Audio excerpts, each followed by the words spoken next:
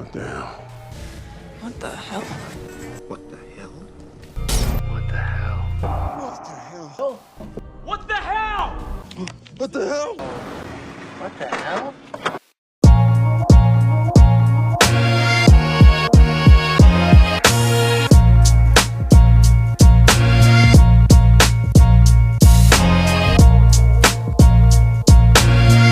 Hello, everybody, and welcome to What the Hell Should I Watch? Our weekly rundown of what we're watching, which may become what you're watching, coming at you every Friday at 9 a.m. Pacific time on stevestebbing.ca. And this week, we have probably my new favorite family adventure film, and one that I hope becomes kind of like a bullet point within this decade, as well as a good Canadian director making his first fully American film. But let's get started.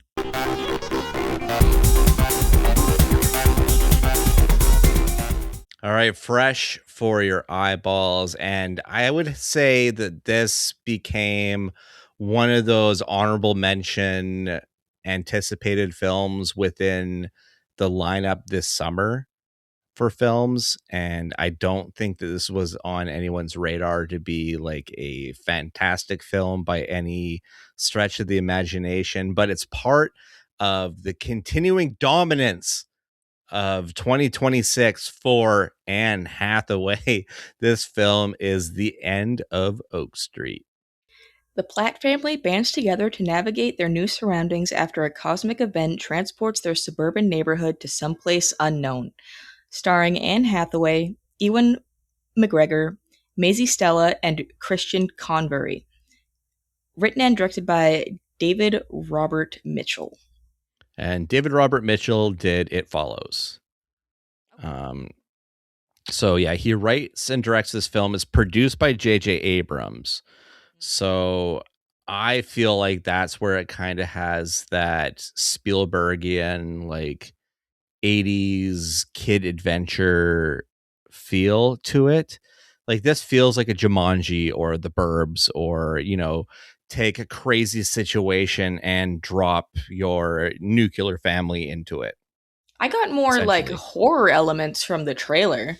Well, it does definitely have that to it as well. Like it almost feels like an episode of Twilight Zone or Outer Limits or something like that. Like it's playing in the sci-fi realm, especially with the time travel and stuff, but it plays it with a bit darker of an edge. There's more blood to it. It is a 14A or like harder PG-13 rating. But Anne Hathaway, as per usual, is fantastic, and I adore her at all times. She's just always really, really great. So yeah, she's doing it well, and she's still got another film in the tank coming out later this year, which is crazy. Ewan McGregor, always dependable, and the effects are really great. Feathered dinosaurs in this one. Oh, okay. Yeah, I won't nice. give too much spoilers on this one, but I thought it was really, really great. Has some great shock moments, some actual factual jump scares that I thought really worked. And yeah, just like a really solid film, and better than just it was entertaining. Like there was, not only was it entertaining, but it was well written, and it sticks with you in the end. Like I feel like this is a film that it has rewatch value to it, and awesome. I really dug it. I really had a great time with it. Yeah, I've been excited for this since I saw the trailer back in like June, like May or June or something like that. And I unfortunately wasn't able to see it on opening weekend, but I will be seeing it. And the dinosaur subreddit has been going absolutely bananas over this movie. So I definitely trust their judgment when it comes to good dinosaur representation. So yeah, and of like a pretty good broad spectrum of them as well, and some stuff you haven't seen from dinosaurs before, which I think is very interesting. Some of the other because I mean, there's some people in the neighborhood that they interact with, of course. The neighbor is played by PJ Byrne, who was in like The Boys and a bunch of other stuff. He usually plays kind of like he's like a short little dude with glasses and stuff, and you know exactly what kind of role he gets cast in mostly. Let's get nerdy here because I don't want to talk too deep on this one because Chloe is going to see it. The score for this one's done by Michael Giacchino. I just talked about him a couple weeks ago because he scored Spider-Man Brand New Day. But I believe the next film for him will be Taika Waititi's Clara and the Sun with Jenna Ortega, which looks all sorts of fun. And I like Taika Waititi a lot. I'm not part of this hate train when it comes to him as a filmmaker. So looking forward to that. And it was shot by Mike Giolakis, who did shoot It Follows for David Robert Mitchell, which is a great looking film. And especially for the budget and everything. The look is a big part of that film, especially because your entity is invisible in that. So yeah, it better look good. He also works a lot with M. Night Shyamalan, especially in the modern era, like Servant and more the recent films that Shyamalan has done. But in his filmography, he also has Jordan Peele's Us, which is fucking brilliant. Sasquatch Sunset with Jesse Eisenberg and Riley Keough, where they're literally Bigfoot or Sasquatch. Like there's no dialogue in the film. And a kind of a cult horror film, John Dies at the End, which was done by Don Coscarelli. And a little bit of trivia on this one. Anne Hathaway was a fan of director David Robert Mitchell's previous film, It Follows, and told him that she wanted to work with him someday. After finishing the script for The End of Oak Street, Mitchell sent it to her, and she quickly came on board the film. That's very cool. Yeah. And Oscar Isaac was originally attached to the project. He dropped out and was replaced by Ewan McGregor. I like Oscar Isaac. Me too. But I think it would have messed with the casting of Christian Convery and Maisie Stella, though. A little bit. Yeah. But yeah, End of Oak Street is a really fun film. And I hope that this film gets that word of mouth treatment and has a good 8 to 10 week run in theaters, because I think it deserves it, and it definitely deserves to play on the big screen because it is super effective in that way. And there's just a lot of really cool stuff. I can't wait to break it down with you. All right, now moving on. This film comes from a director that honestly already has a film that was released in 2026. It was a comedy that came out in February, but technically Chloe and I already saw the film at VIFF months earlier, so we kind of considered it a 2025 film. But this also happens to be the director's first American-made film, and it's a biopic, which should be the kiss of death, but it's not. This one's called Tony. A 19-year-old Anthony Bourdain travels to Provincetown and stumbles into the chaotic world of a restaurant kitchen, setting off a summer that will shape the course of his life. Starring Dominic Sessa, Emilia Jones, Dagmara Domincsik, Rich Sommer, Stavros Halkias, Leo Woodall, and Antonio Banderas. Written and directed by Matt Johnson. So, I mean, full disclosure, Matt Johnson did Nirvana, the band, the show, the movie, which is comedy of the year, in my opinion, but one that we saw last year. But a film that doesn't depreciate anytime you watch it. It's still hilarious. This is kind of an oddball one, a biopic of a very popular figure that committed suicide, which is why the way Matt Johnson tackles it is special, because what he chooses to do is to base it just in the year 1975, just as Tony Bourdain is about to go to the summer before, he's about to go to Vassar for his first year, where he fakes receiving an internship and follows a girl he has a crush on to Providencetown. Normal behavior. And is such a self-absorbed asshole that he makes an ass of himself at a bar, ends up getting kicked out, and then passes out outside the restaurant, and ends up getting taken in by the chef of that restaurant, which is Antonio Banderas' character. And essentially, this is where Anthony Bourdain falls in love with food. Is this summer he spends in Providencetown, which the biggest problem with biopics is the birth to death direness that a lot of them take. And the fact that we're only taking a chunk out of Anthony Bourdain's life to tell, and it's like a formative piece, I think broadens the appeal of the film to this film works even if you don't know or care about who Anthony Bourdain is. This works as like a really good character piece about imperfect people that make perfect moments. I see. And I really, really dug that about this film.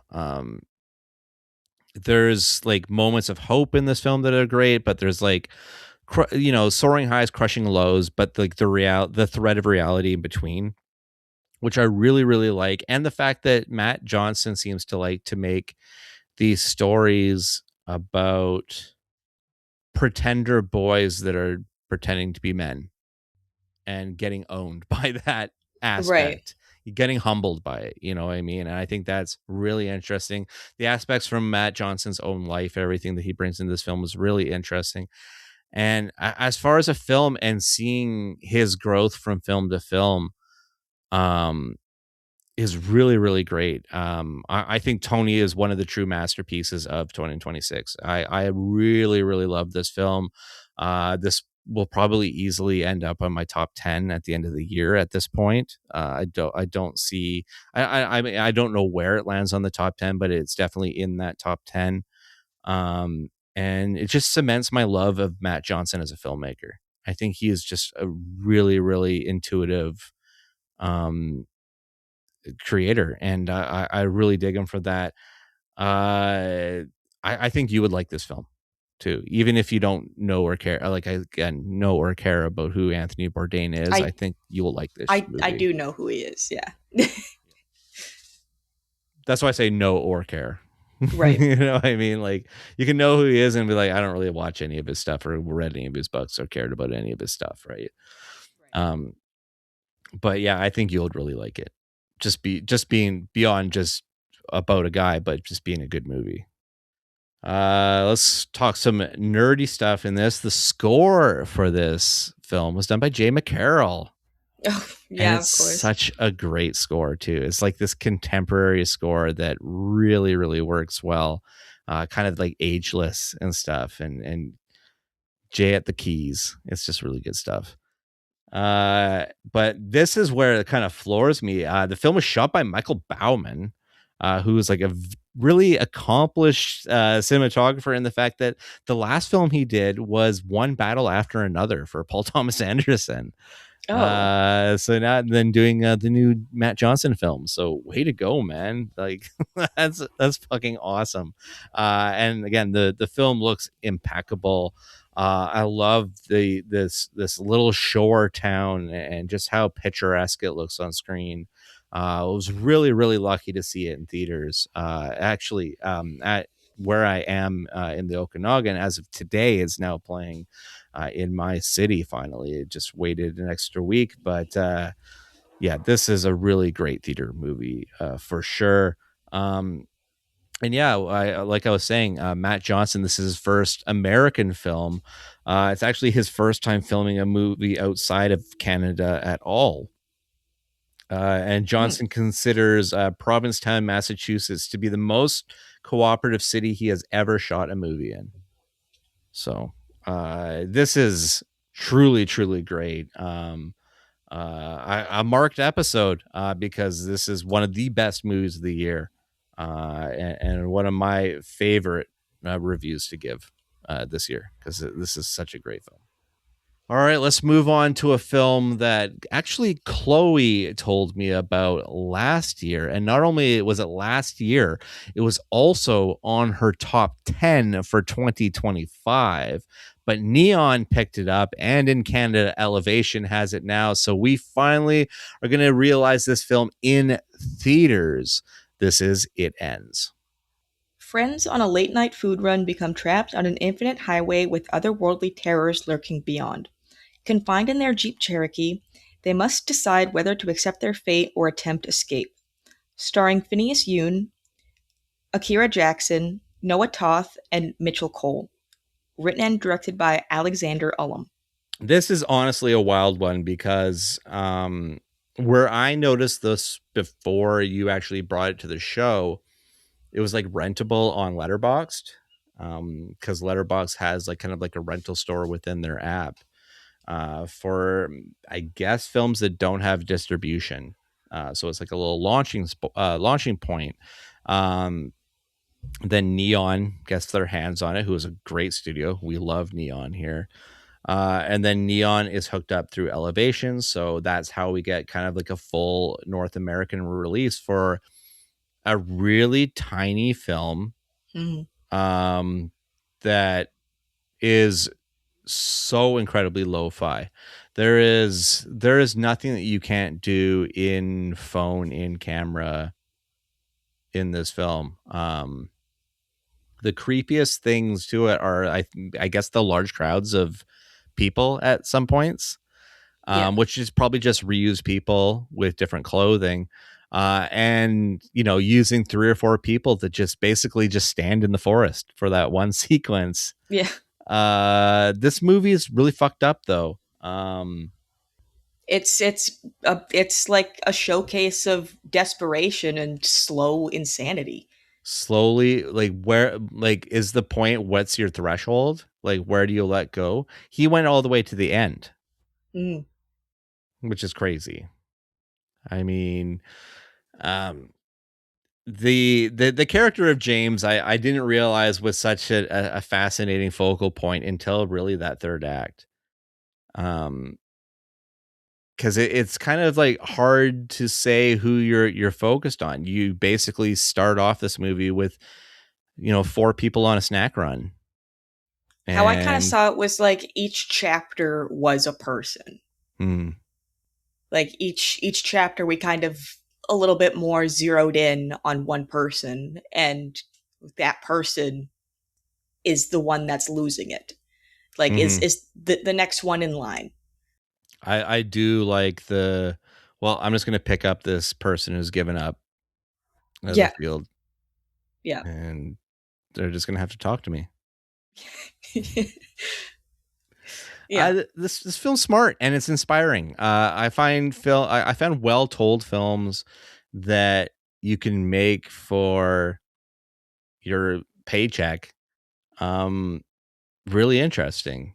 And It Ends even starts in a fascinating way. That shot from inside of the car and then the slow pan to the right is a really interesting way to set up this film. It sounds stupid when I'm just describing it like that, but there's just such an aspect to that of the out of the car moments that happen before they get into the vehicle, are really pivotal to this film and really interesting within this film. I was thinking when you were saying the write-up, it's kind of an advertisement for Jeep Cherokee, right? Yeah. You can't leave 100%. the Jeep Cherokee. I mean, it runs forever. It runs forever. The axles are never squeaking. Like, it's always, everything's good.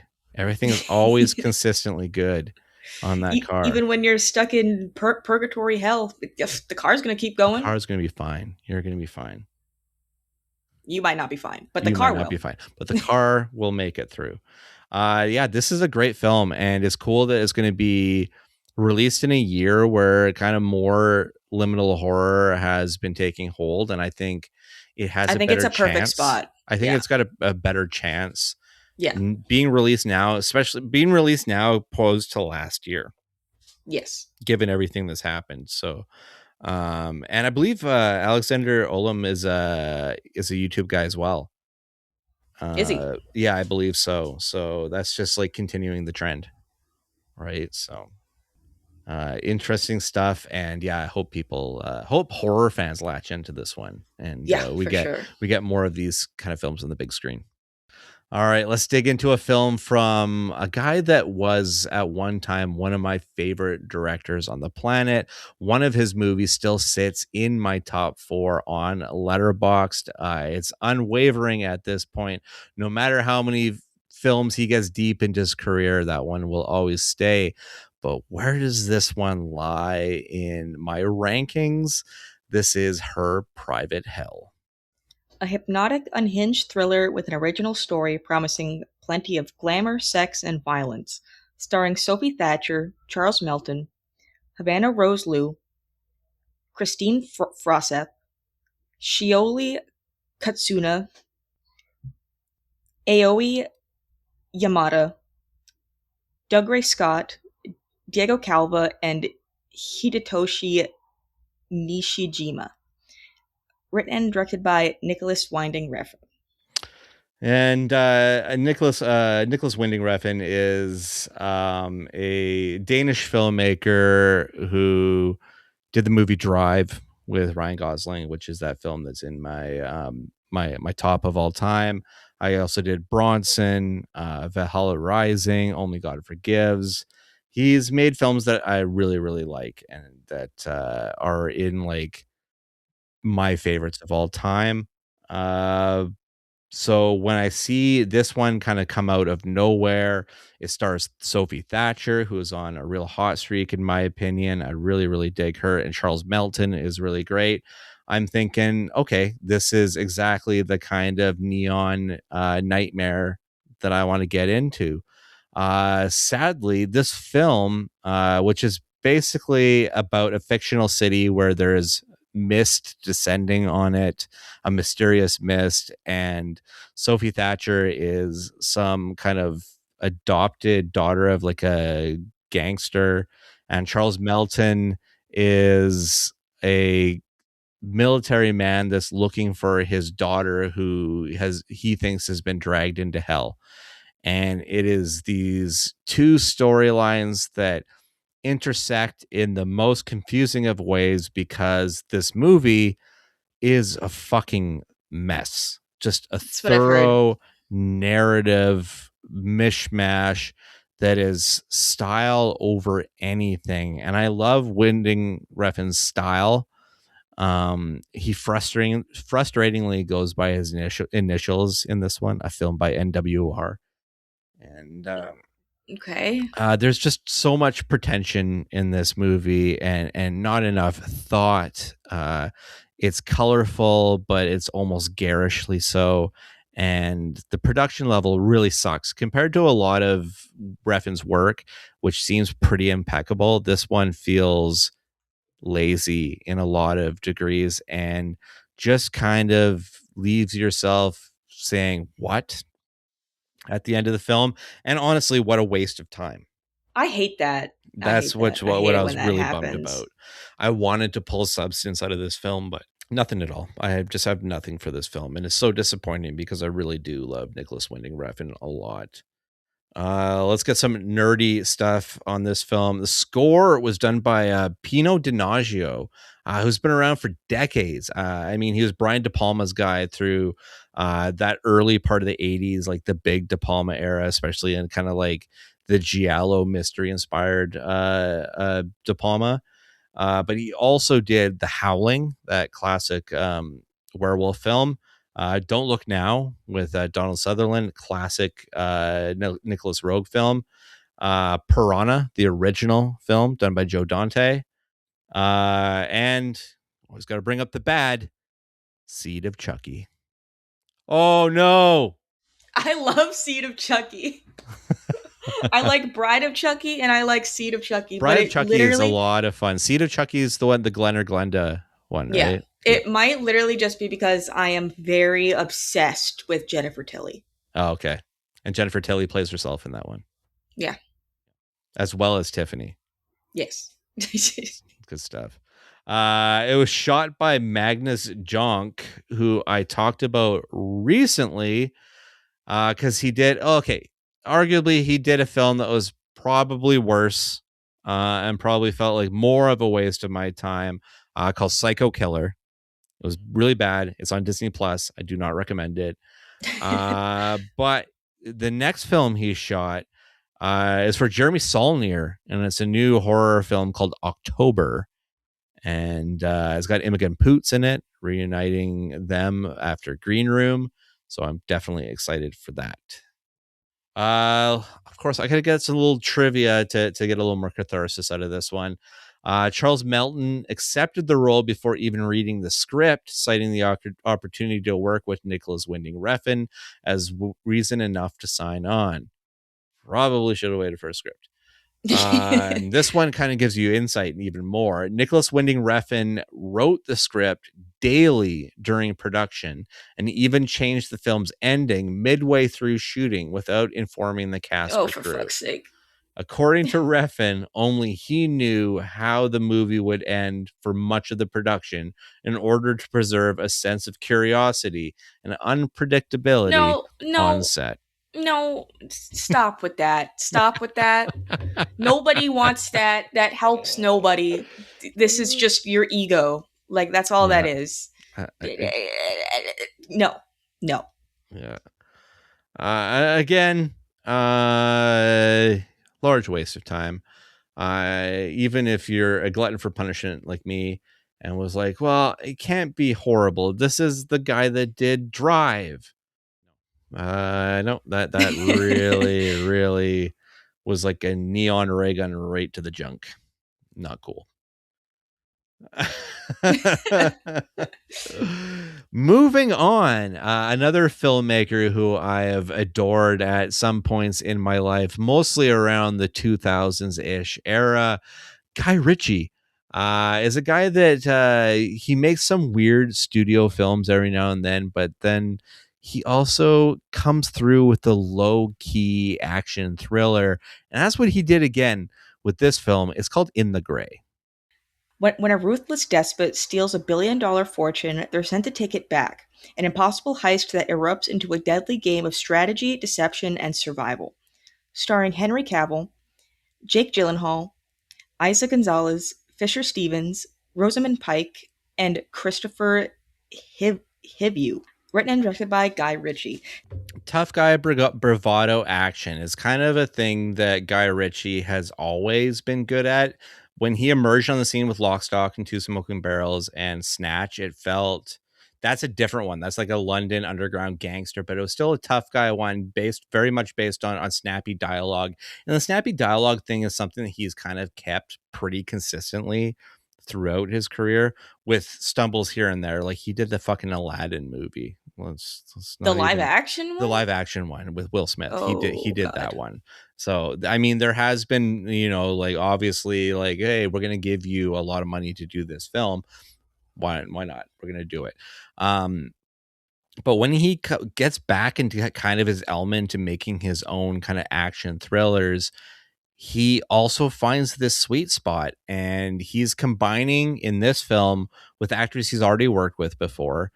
He worked with Henry Cavill on the Ministry of Ungentlemanly Warfare, as well as The Man from U.N.C.L.E., and he worked with Jake Gyllenhaal on The Covenant. So bringing them into it, also bringing Isa Gonzalez as well, it makes this interesting trifecta. Like, this is a smooth talking lawyer played by Isa Gonzalez, and then you have basically her militia, her two heavies, which is Gyllenhaal and Cavill. And what you kind of created a trifecta that could work beyond this film almost. Like, this is just like one singular case within these guys' career. Like this movie is fun enough that it could play again in a more episodic way.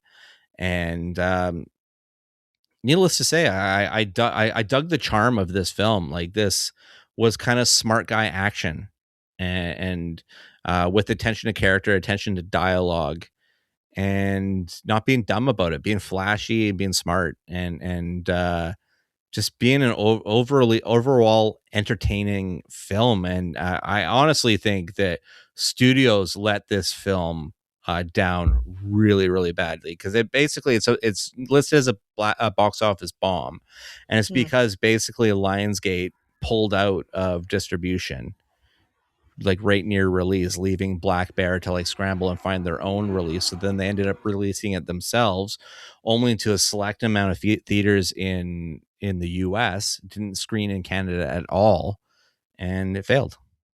And it's much better film than any of the box office receipts would lend to believe. It's actually a pretty damn good film. But not really a lot to say about it beyond that. It's like kind of like a high level cartel heist film, and basically playing the cartel against against themselves. It's kind of a well executed film, though. It was shot, getting nerdy here, it was shot by Ed Wild, who is Guy Ritchie's usual guy. Worked with him a bunch over his career. But he also did a very Guy Ritchie-like film, Welcome to the Punch, with Mark Strong, and a horror film from the mid-2000s with Danny Dyer in it called Severance. That's not the Apple TV show. And kind of on the nose, but Ed Wild shot a series for Amazon Prime called The Wilds. Just kind of very on the nose that Wild shot The Wilds.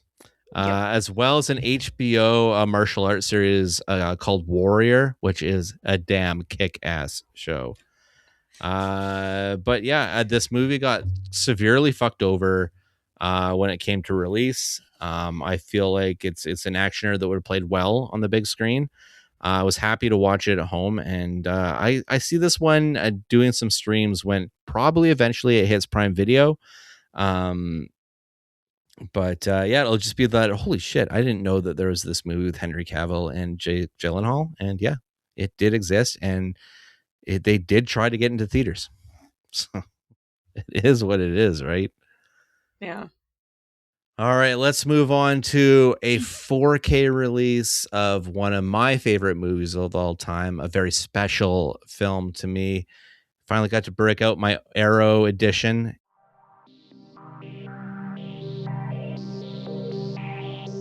That's right, on the blue this week. And this was the first like 14A movie I ever went to in theaters by myself. I went and saw this movie, and it's a special one. And this 4K is so mint. This one's 12 Monkeys. In a future world devastated by disease, a convict is sent back in time to gather information about the man-made virus that wiped out most of the human population on the planet. Starring Bruce Willis, Madeline Stowe, Brad Pitt, and Christopher Plummer. Directed by Terry Gilliam, also available on Crave. Have you ever seen 12 Monkeys? I honestly don't know, actually. I don't think so. Yeah, because it's like a very steampunk looking like future that he travels back from and everything. And I honestly think the aesthetic would really play really well too. And honestly, I think it's one of the best performances from Bruce Willis. I think he's phenomenal in this movie, and really goes against all of the trademarks that you would know Bruce Willis from. Like it's Bruce Willis with the edges sounded off, so it feels like a very different performance than he's ever done before. And Brad Pitt's incredible in it. He was actually nominated for an Academy Award or Golden Globe or Academy Award. He might have been nominated for the Academy Award as well, but he's really, really good in this movie. Okay. And yeah, this was mid 90s, and just like an incredible thing to take in on the screen. I think this is a film that made me love watching movies in theaters, and how special that is, because that I always remember so many things about this film in particular in theaters, seeing it in Calgary at Chinook Center. Yeah, it was just, yeah, it brings back so many memories for me. And I have to say that that Arrow, all of their 4K editions really have an amazing transfer of the film, but also a great compiling of commentaries of the special features that have existed on the different releases over the years. And 12 Monkeys is a film that like really, really means a lot to me as a film lover. So was super happy to finally get my hands on this one. It's been released for a couple of years now, but I saw it on sale, so I had to pick it up. And yeah, it was honestly freaking worth it. And that soundtrack, also that theme song, gets stuck in my head a lot. Oh, and funny thing, Christopher Maloney is in this film as a cop. Oh my God. Really, really young, and he has like a full head of hair. Weird. Yeah. That's okay. So the original Stadler. Stabler. Stadler and Waldorf.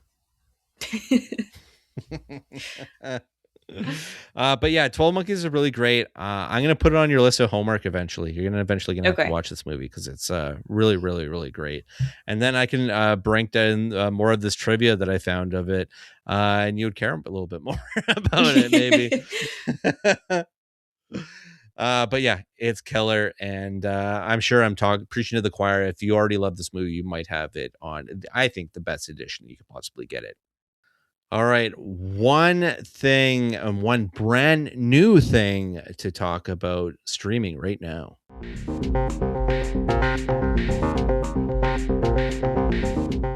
That's right, on the pile this week, and I have to say, as a character, this character hasn't this part of the superhero universe has not been handled too well in the past before, and with everything that was coming together with this series, there was a lot riding on it. So how did episode 1 go?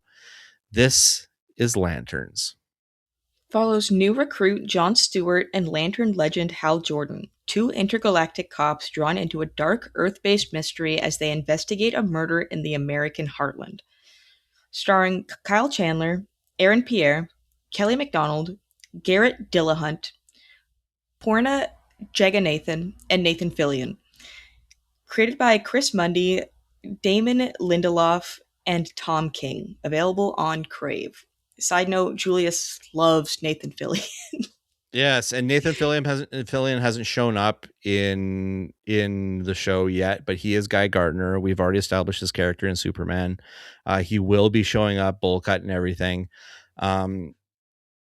But this is like a gritty, like true detective style telling of two space cops. One is the recruit that's being trained by the grizzled veteran that is both jaded and doesn't seem to take the job as seriously as his recruit wants him to.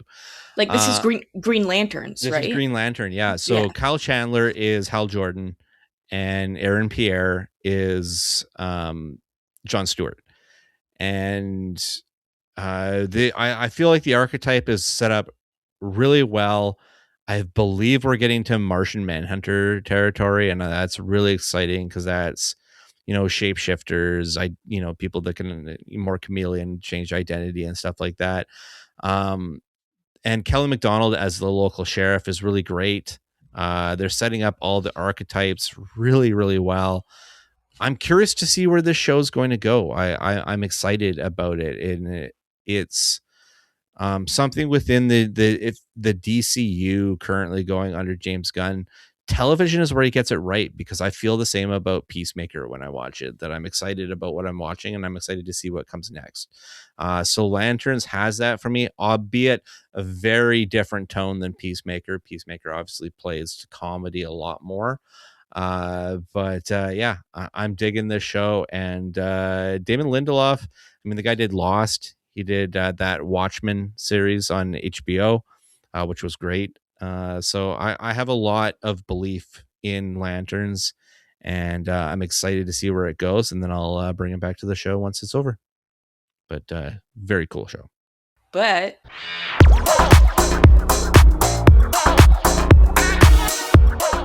I have three films to talk about. Yeah, holy crap. Coming heavy. Yeah. All right, so let's start off with one that you talked about last week. Let's just get that out of the way. The Last House. I enjoyed this. Like, I was very much enjoying this film until the third act. And then I feel like it kind of just goes off the rails and we just don't know what we're talking about anymore. Also, oh shit. You're going to have to remind me of his name. Wagner Moura. Yeah. I like how in like the early parts of the film, like for the first like half an hour, 40 minutes or so, he has an American accent and then he just gradually loses it. It's just gone, and then he has his Brazilian accent. Like I guess he just couldn't keep it up anymore. I don't know. I didn't have significant issues with this film. I mean, it was what I expected it to be. So I wasn't necessarily let down. It was just like, okay. I'm not gonna go and tell people that this is like the greatest thing that's ever graced Netflix. But if you want to watch like a semi-interesting sci-fi horror, then sure. I mean, Aubrey, my 9-year-old, really likes it. She's watched it twice now. Wow. Yeah. She just like walked in while we were watching it and sat down and watched the whole thing, and then watched it again since then. Yeah. There we go. There's 2 streams right there, at least. Yeah, it's getting its money from somewhere at least. Yeah, I am also kind of surprised at Moura doing this after the huge success that was Secret Agent. Mm-hmm. So I don't know. I mean, I guess everybody has to have a couple black marks on their roster, right? Yeah, pretty much. You got to do a little It's weird. what gives dud. it color, you know? Yeah. Especially after you get nominated, you have to do a weird one. Yeah. Like immediately after you have to. Yeah. Yeah, that's kind of. I don't really have a lot to say about it. I don't think anybody who watches movies like on a serious level thought that this film was going to be anything special.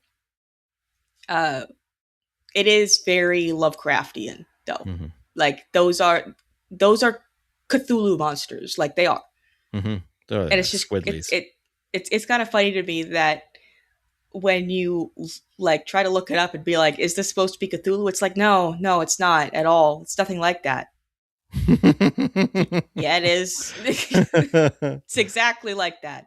At least with like Underwater, like William Eubank like leaned into it. Like he's like, yeah, it's basically Cthulhu. Yeah.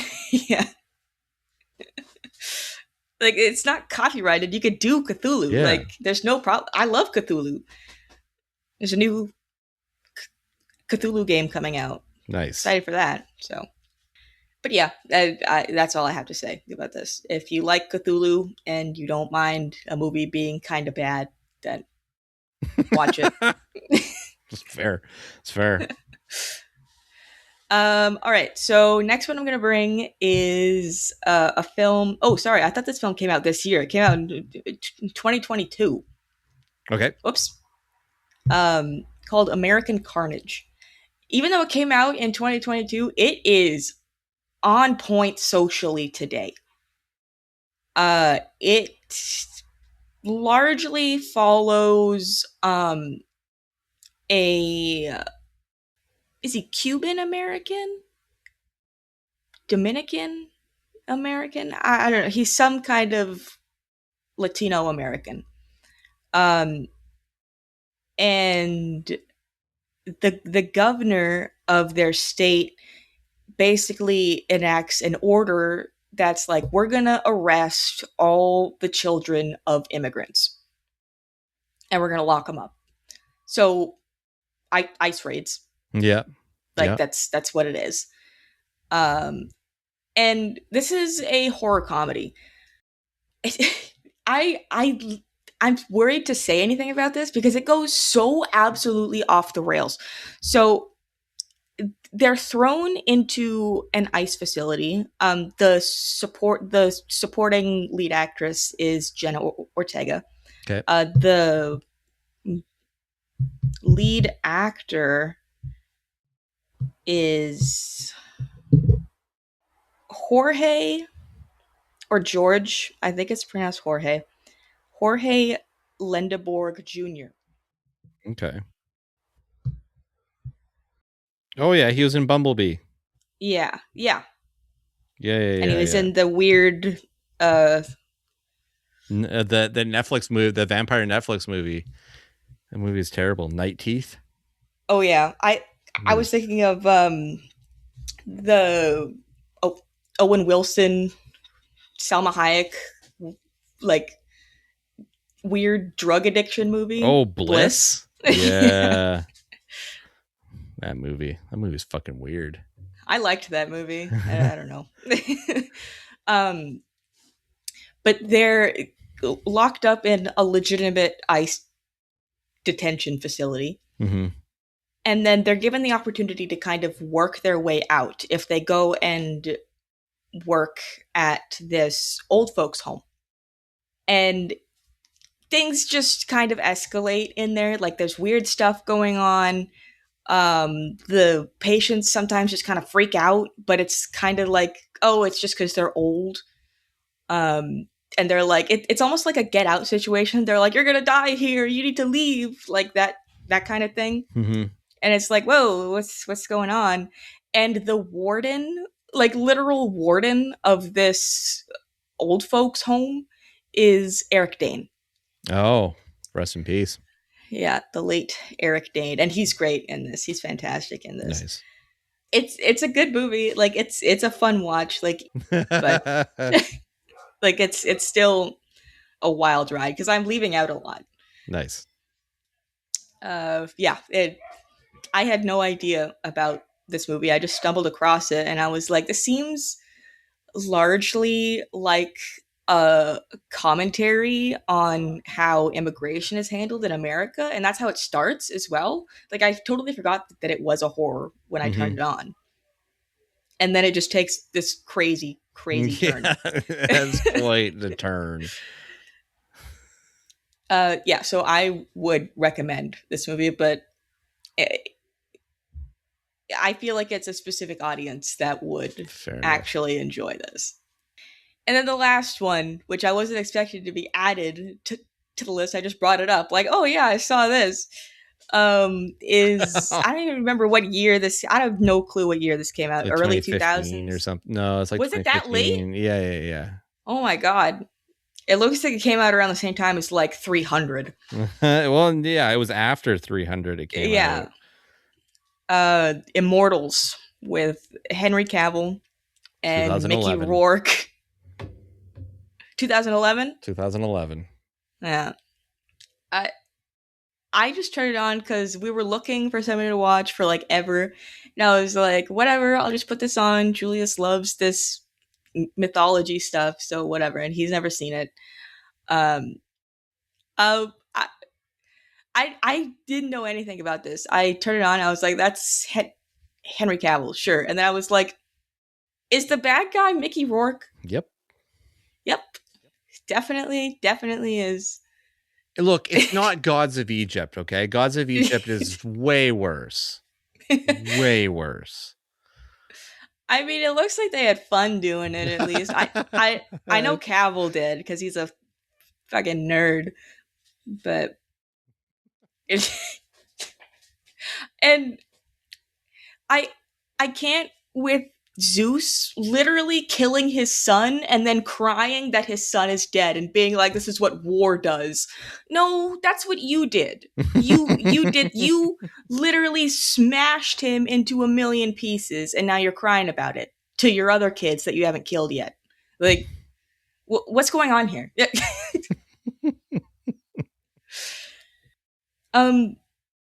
Yeah, obviously also like just not lore accurate. Yeah. Because Theseus's father is supposed to be Poseidon. We don't talk about that at all. That's not a thing in this at all. And with Zeus being like, no, we can't get involved. We can't get involved at all. My son got involved. I gotta kill him now. Okay, now we'll get involved. Oh my god. Now we're literally all dead. I don't know. It's flashy. A lot of gold, a lot of sepia, you know? Yep. A lot of abs, muscles, you know? Yeah, very much. Yeah. It was just reminding me of 300 the entire time, just with like the slightest bit more whimsy. Mm-hmm. Because we're actually talking about gods. We're not just talking about, what was his name, Xerxes or something? Yeah. And Leonidas. Yeah. And of course, like, everybody likes just looking at Henry Cavill, so there's that. He's an attractive dude. Yeah. It's fun. I mean, it's just like stupid mythology stuff. So it's a total dude movie. Like, yeah, thoroughly a dude movie. Yeah. Yeah, like most mythology movies. Mm-hmm. Like 300. Exactly. Very homoerotic, you know? Yeah. Yeah. Well, that's how the Snyderverse was created. Homoeroticism. Yeah. But yeah, I mean, again, who am I gonna tell to watch this? Like, I feel like everybody who would have been interested in seeing it would have seen it already. I just wanted your ideas on this film from 2011. It's kind of gay, like. Fair enough. Review on Immortals. It was kind of gay. Yeah. Fair enough. All right. So that is going to bring us to a close this week. But what are we going to talk about next week?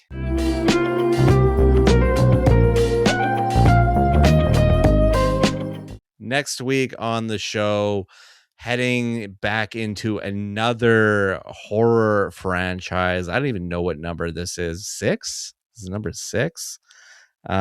This is Insidious Out of the Further. 6.